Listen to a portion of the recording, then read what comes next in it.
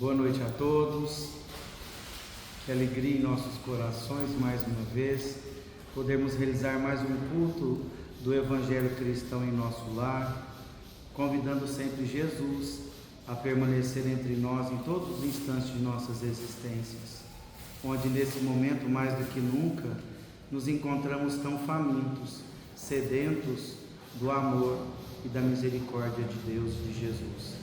Quando Jesus, com aquela mulher no poço samaritano, oferece água da vida, que quem bebesse daquela água jamais sentiria sede. E é nesta abençoada noite de terça-feira que nós todos vamos beber na fonte inesgotável do amor de Deus, através desta água da vida.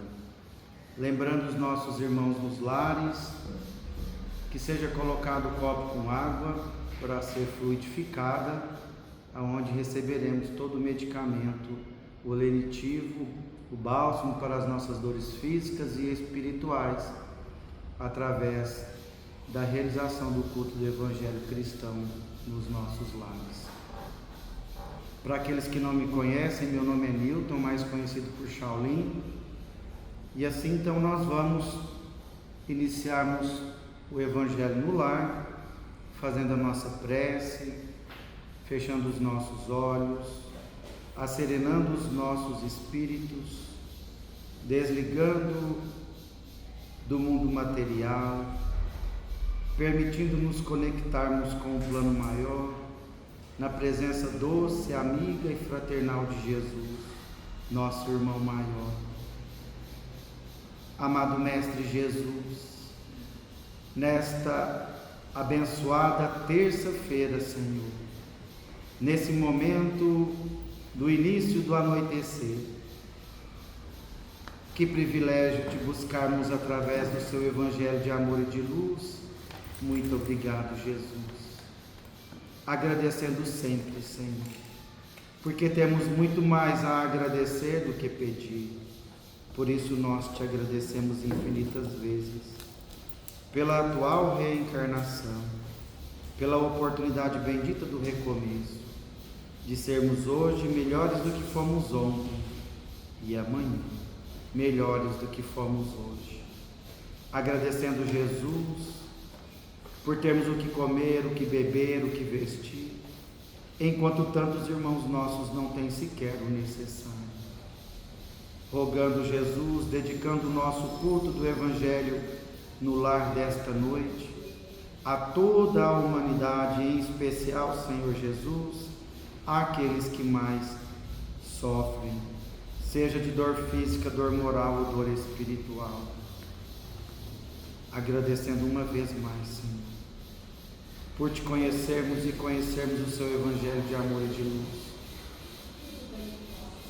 Te rogando sempre, Mestre, para que o Senhor possa acolher, amparar, proteger, cuidar, velar e amar todos os que sofrem, mas que todos nós possamos ser a extensão dos teus braços a também ampararmos, protegermos, velarmos, cuidarmos, amarmos com o mesmo amor fraternal que tu nos amas. Se te agradecemos também nesse momento, nós te rogamos pelos lares de toda a humanidade, rogando Jesus por os nossos entes queridos encarnados e desencarnados. E nesse momento, Mestre, cada um de nós temos algo a lhe pedir, mentalizando aquele que tanto necessita dessas preces e orações de amor nesse momento. Cada um de nós te pedimos, Jesus. Conceda, Mestre, de acordo com a fé, a necessidade e o nosso merecimento. Não tendo mais nada a lhe pedir, Jesus, só nos resta dizer do fundo dos nossos corações: um muito obrigado, um Deus lhe pague por tudo, Senhor. Rogando sempre que a tua paz, a tua luz e o teu amor nos envolva hoje e sempre. Que assim seja. Graças a Deus.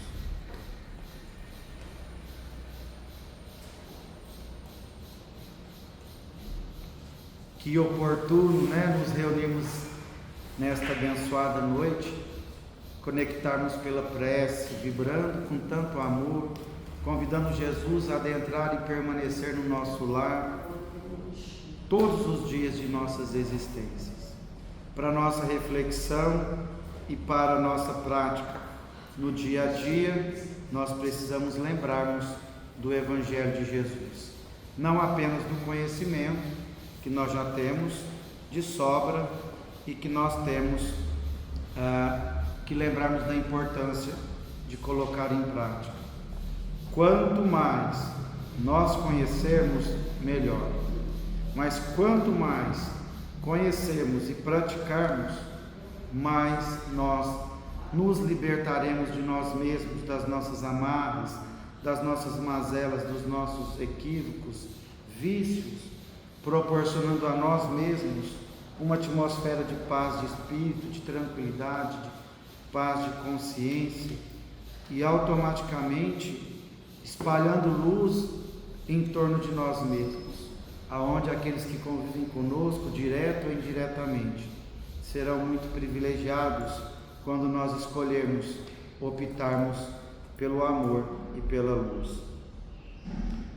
Do capítulo 12 do Evangelho segundo o Espiritismo: amai os vossos inimigos, instruções dos Espíritos, item 9, a vingança.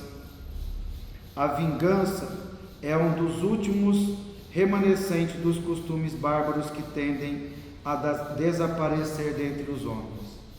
É como o duelo, um dos derradeiros vestígios dos hábitos selvagens sob cujos grandes se debatia a humanidade no começo da era cristã.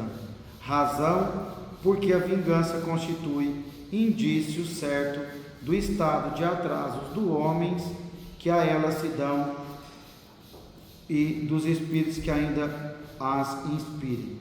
Portanto, meus amigos, nunca esse sentimento deve fazer vibrar o coração de quem quer que se diga e proclame espírita.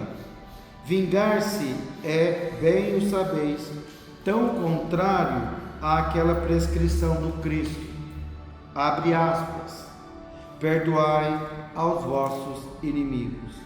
Que aquele que se nega a perdoar, não somente não é espírita, como também não é cristão.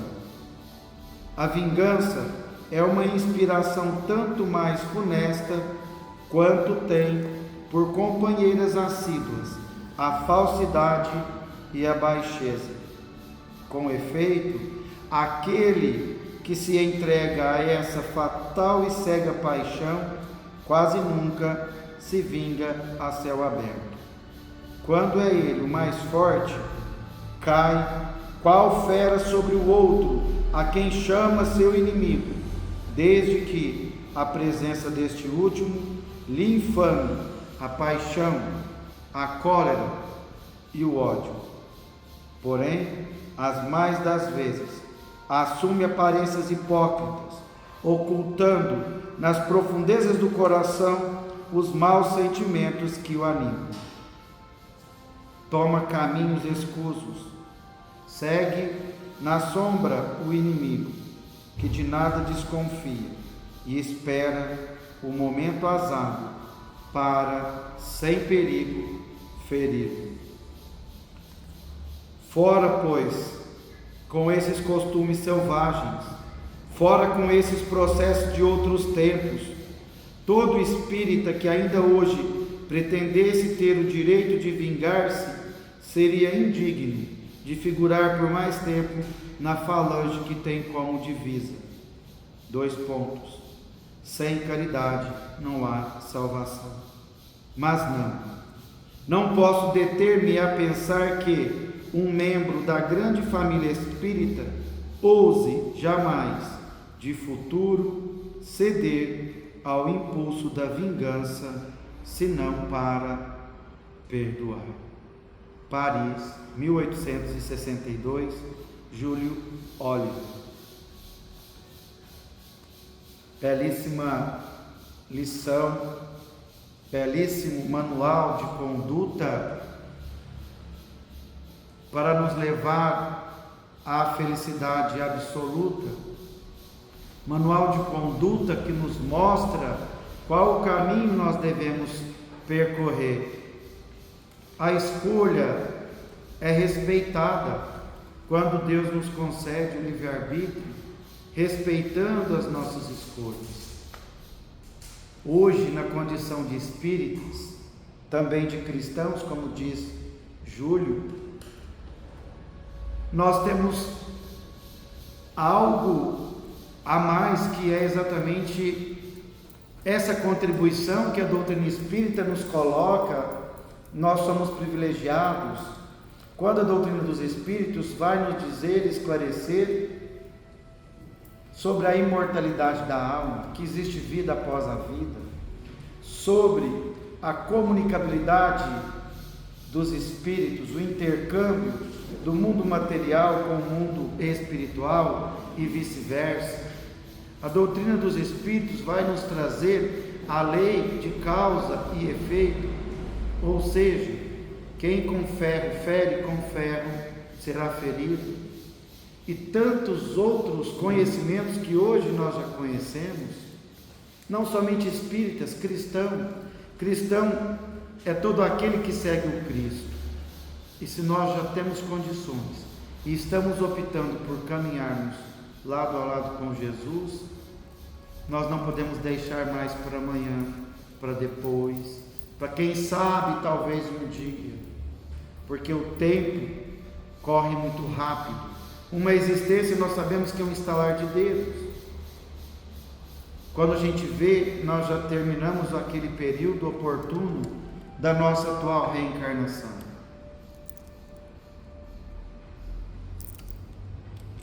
E aí nós perguntamos para a nossa própria consciência o que nós estamos fazendo com todo esse cabedal de conhecimento e de esclarecimento. Por que não colocar em prática?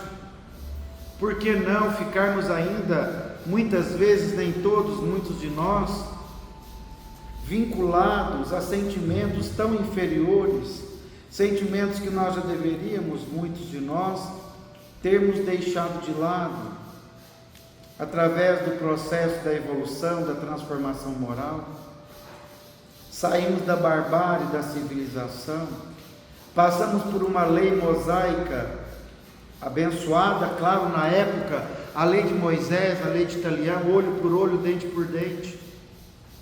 Porém vem Jesus, depois de Moisés, para mudar paradigmas. Jesus vem para, como diz ele mesmo, não vim destruir a lei e os profetas, a lei mosaica, mas cumpri-la, dar testemunho, sentir na pele, mostrar como é que deve ser, quando nós optamos pelo sentimento de amor, de justiça e de caridade.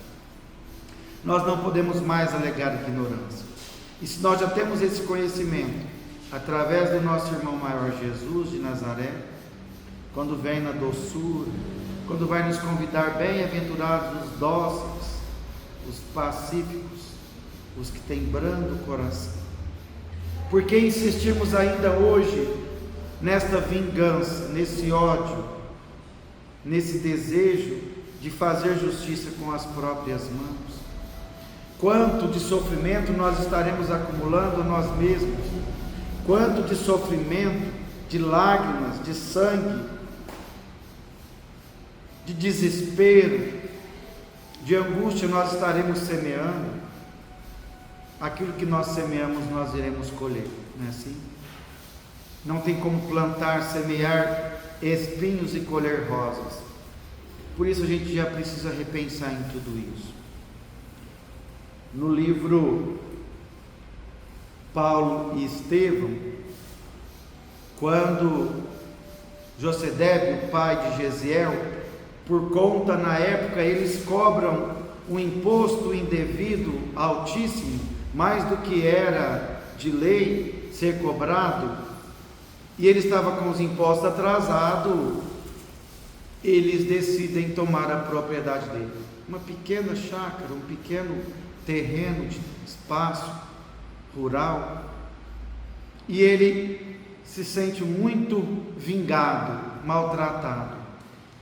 E aí ele sai revoltado, ele decide fazer vingança com as próprias mãos. Ele opta então por colocar, atear fogo na propriedade daqueles doutores da lei, daqueles cobradores de impostos. Quando ele chega em casa todo com sinais, do momento ali do fogo, da fumaça, o filho percebe, Gesiel percebe, pergunta, e ele narra o que aconteceu. E Gesiel, naquela brandura de coração, naquela generosidade, grandeza de alma e de espírito, olha para o pai e diz: por que, meu pai, buscaste justiça com um braço vingador? Esquecestes por acaso do braço da justiça divina? Nós não precisamos vingar do outro. Quando nós vingamos, nós estamos vingando de nós mesmos. Quando nós optamos pela vingança, nós estamos transgredindo mais uma vez as leis divinas. Quando nós optamos por fazer justiça com as próprias mãos, nós estamos ainda voltando à barbárie, à crueldade de tempos remotos, que, se nós quisermos, nós poderemos verdadeiramente encontrarmos a luz. E nesta abençoada noite, eu deixo a cada um de nós, primeiramente a mim mesmo, porque os primeiros ouvidos que ouvem são os meus. E a pergunta é assim: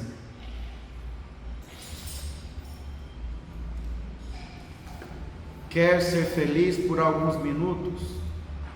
Vingue-se. Quer ser feliz por toda a sua eternidade? Perdoe. Paz. Entenda e aceita que o outro, tanto quanto nós, está assim em construção. Perdoa, ele não sabe o que faz. Perdoa, ele não tem o conhecimento que nós temos. Perdoa, porque ele já se encontra endividado com a própria consciência. Não é necessário nenhum de nós condenarmos, julgarmos quem quer que seja. Utilizemos então assim a essência, a beleza, a grandeza, a nobreza do sentimento do perdão das ofensas. Chico Xavier vai nos dizer, certa feita, é melhor nós estarmos na condição de sermos humilhados, maltratados, ridicularizados, criticados, julgados e condenados, do que nós julgarmos, condenarmos, criticarmos, maltratarmos quem quer que seja. Nós, quando perdoamos, nós temos uma preocupação muitas vezes muito grande. Mas se eu perdoar, eu vou estar absolvendo ele do ato cruel que ele cometeu comigo ou com os outros. Eu não posso perdoar e deixar ele livre, solto. Quem diz que ele está livre e solto? Quando o perdão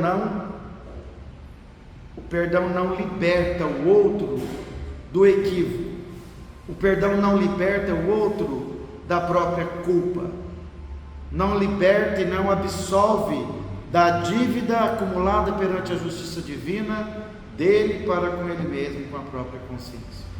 Então, perdoar é libertar-se.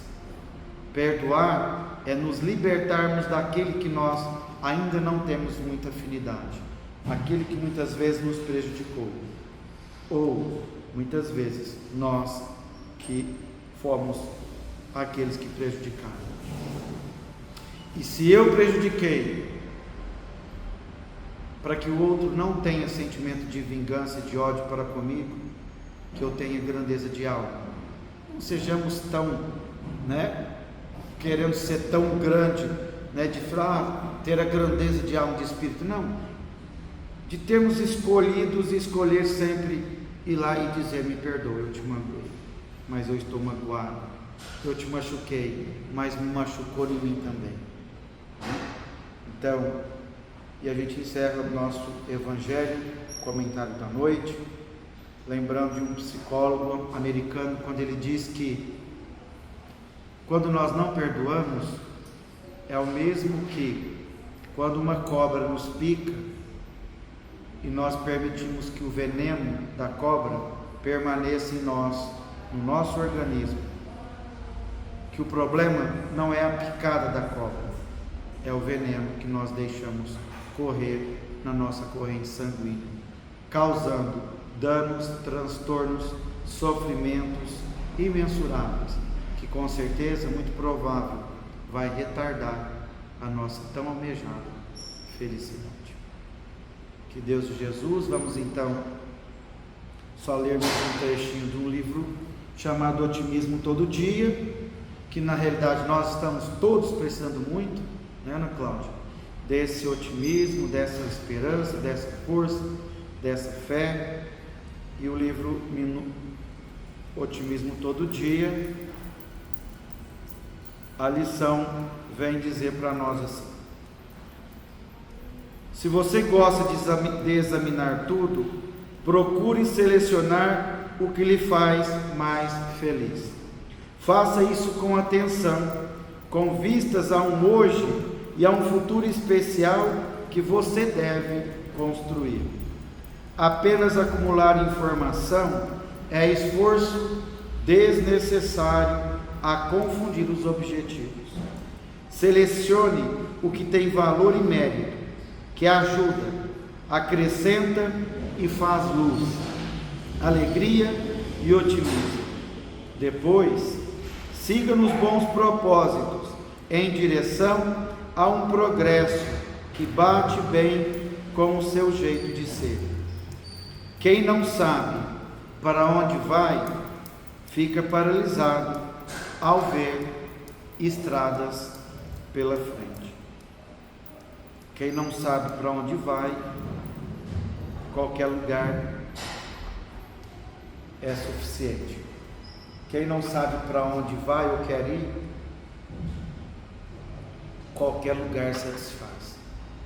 E nós precisamos pensar que se existe um lugar que nós devemos buscar, esse lugar, com certeza, essa luz se chama Jesus. Então vamos fechar os nossos olhos mais uma vez e agradecer por esse momento tão maravilhoso. Que alegria de se conectarmos do plano material, das nossas angústias, aflições, dores, para por poucos minutos abrir os nossos corações, nos conectando com o alto, sentindo as vibrações benéficas, salutares e curadoras a nos envolver, acerenando os nossos espíritos, fortalecendo a nossa fé, trazendo tantos esclarecimentos. Se assim nós quisermos e conseguirmos colocarmos em prática, seremos muito mais felizes. Portanto, Jesus,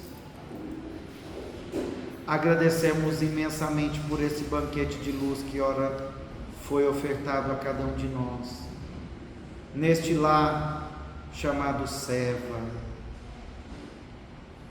Banquete de luz ofertado aos lares de todos os nossos irmãos conectados conosco, pelos fios invisíveis do amor, e ao som suave, mestre, desta melodia.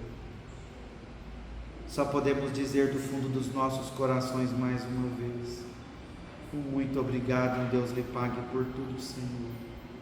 Que possamos lembrarmos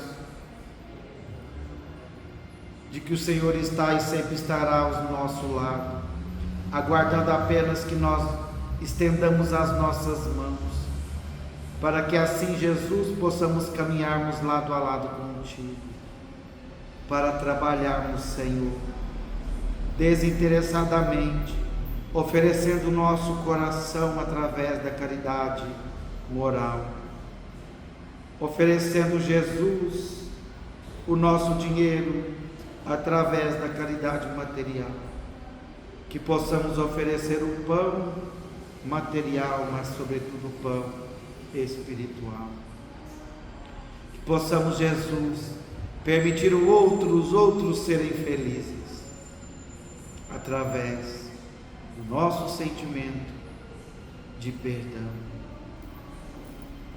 Que possamos sermos felizes, Jesus, lembrando da importância de perdoarmos aqueles que nos ofenderam e de também pedir perdão a todos aqueles, Jesus, que por motivos outros possivelmente também prejudicamos, maltratamos. E por fim, Jesus, por acréscimo de vossa infinita misericórdia e bondade, mais uma vez te rogamos que seja colocado nas águas de toda a humanidade, em cada garrafa, em cada copo, a água da vida, Jesus, na condição de samaritano que ainda somos. Que seja colocado nestas águas o medicamento necessário de acordo, Jesus, com as nossas dores físicas e espirituais. Que o medicamento realizado pelo plano espiritual possa, Jesus,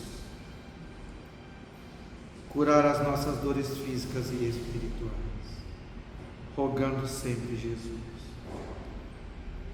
que a tua paz, a tua luz e o teu amor fraternal nos envolvam a todos, encarnados e desencarnados.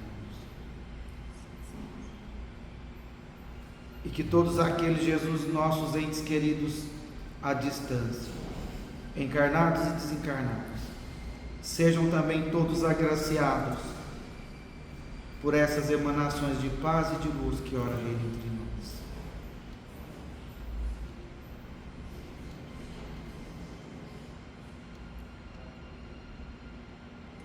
Sentindo então, Jesus, a sua presença junto de nós, apenas te rogamos, permaneça conosco, Jesus, onde quer que nos encontremos, hoje, agora e sempre. Que assim seja. Graças a Deus.